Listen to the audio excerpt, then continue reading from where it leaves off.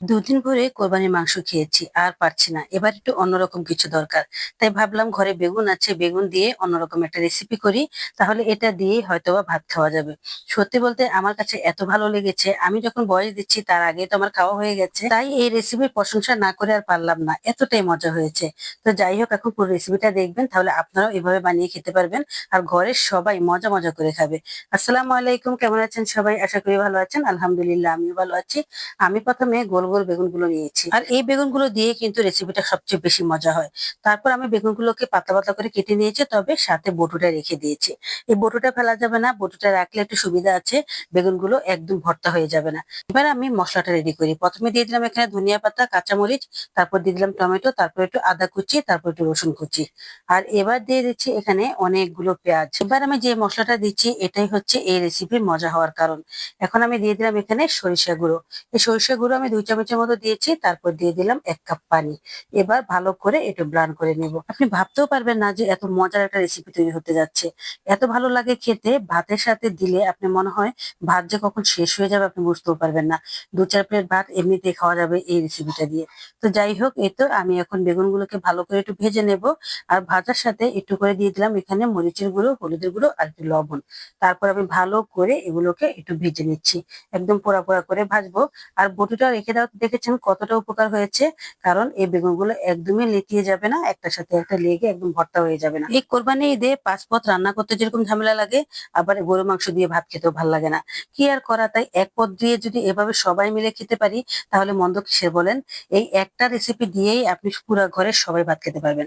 এত ভালো লাগে, বাচ্চারা পছন্দ করে, অনেক পছন্দ করে। তাই এখন এই তো ভাজা হয়ে গেছে। একদমই লাল লাল করে পোড়া পোড়া করে ভেজে নিয়েছি। আর এবার আমি বেগুনগুলোকে তুলে এক সাইডে রেখে দেবো। প্রতি বছরই কোরবানি ঈদ আসার আগে ভাবি যে 1 সপ্তাহ মাংস খেয়ে কাটিয়ে দেবো। কিন্তু পরে দেখি যে 2 দিনও খেতে পারি না। এমন একটা অবস্থা হয়। পরে এরকম সবজি তরকারি গুলো বেশি খুঁজি। তো যাই হোক, এই তো আমি এখন মশলাটাকে দিয়ে দিলাম। যে তেলটাতে আমি বেগুন ভেজেছি সেখানে আর একটু তেল দিয়ে দিলাম। তারপর আমি এই গ্রেভি মশলাটা দিয়ে দিয়েছি। এখন মশলাটা ভালো করে নেড়ে চেড়ে আমি পানিটা শুকিয়ে নেব। কোরবানি ঈদ আসার 2 দিন আগে আমি এই কাজটা সবসময় করি। অনেকগুলো সবজি এনে রাখি, কয়েক পদের সবজি। কারণ আমি জানি যে আমি 2 দিন পরে আর মাংস খেতে পারবো না। তখন আমার সবজি রান্না করে খেতে হবে। কিন্তু তখন তো আর সবজি পাওয়া যাবে না কোথাও।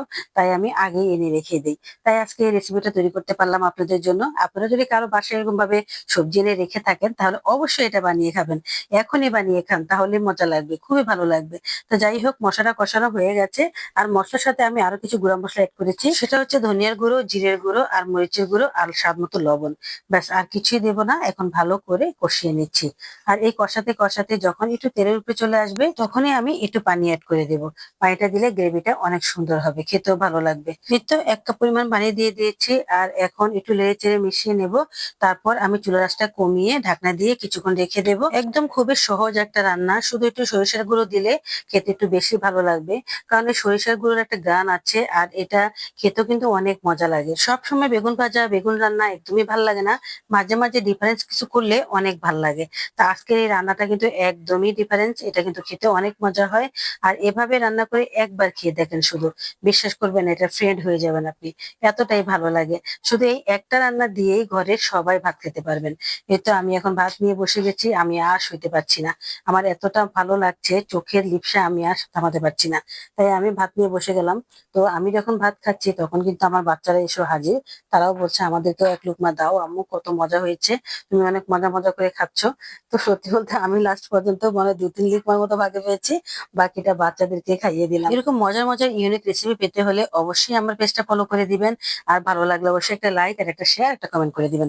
ভালো থাকবেন সবাই। আজ এ পর্যন্তই, আবার আসবেন নতুন আরেকটি রেসিপি নিয়ে। পাশে থাকবেন। আল্লাহ হাফেজ।